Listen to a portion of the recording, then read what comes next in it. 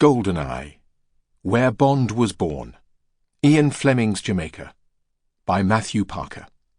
Read by Roy McMillan. My own life has been turned upside down at, or perhaps even by, the small house named Goldeneye I built on the North Shore, and by my life in Jamaica. Ian Fleming, 1963. 1943. Fleming and Jamaica. First contact. July 1943. A high-level Anglo-American naval conference in Kingston, Jamaica. German U-boats are causing havoc in the Caribbean, sinking vital shipping. Assistant to the Director of Naval Intelligence, Ian Fleming, is sent to the island to help deal with the pressing problem.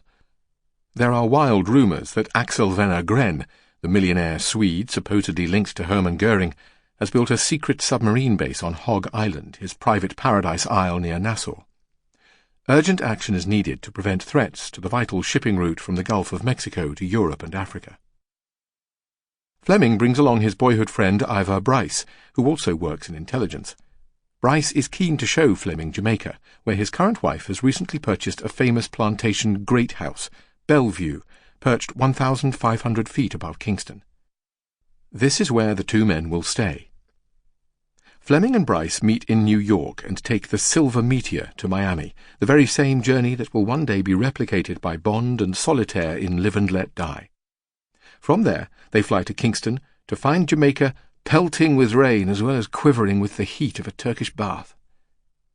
The 5-day conference takes place at Kingston's waterside Myrtle Bank, one of the island's largest and best hotels. But thanks to Bryce, Fleming retreats each night from the sticky heat of the city up to the serenity of Bellevue. It is at Bellevue that the story of Fleming in Jamaica begins.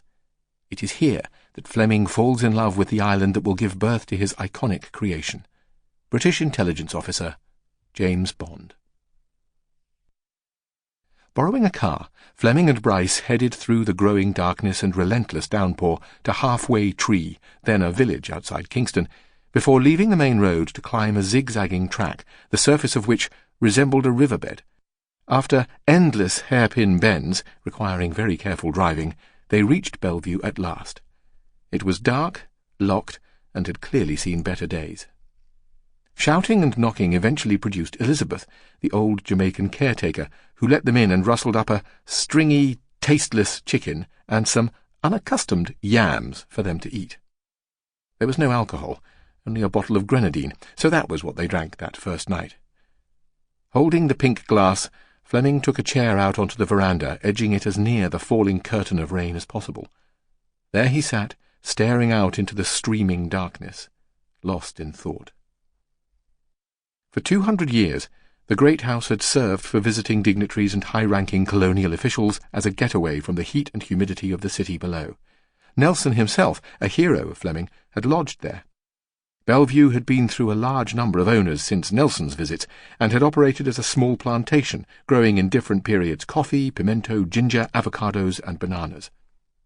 In Fleming's time, it looked out over a huge green expanse of sugar-cane at the feet of the red hills to the west.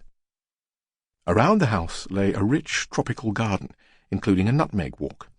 Behind the estate to the east, the mountains rose to their blue peak, 7,000 feet above sea level, and in front stretched an arresting view all the way across Kingston, the bay, and the azure sea beyond. Blanche Blackwell, née Lindo, who would become Fleming's lover and closest companion in Jamaica, visited Bellevue as a teenager in the late 1920s. For her, it was a special place, but menacing. She remembers lovely grounds around it, but also that the house had a very bad history. The story went that a young woman had thrown herself off the cliff at the front of the property.